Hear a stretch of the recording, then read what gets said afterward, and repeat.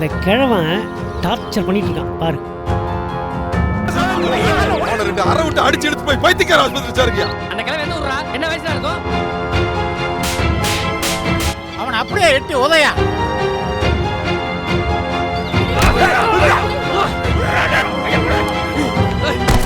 லூசா லூசா நீ லூசா தரகல கிழவன் அவன்தான் நீ அடிச்சு கொல்ல போல இருக்கு. டேயா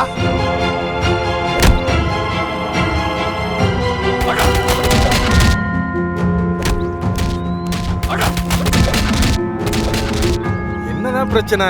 அதான்டா எனக்கும் தெரியும்.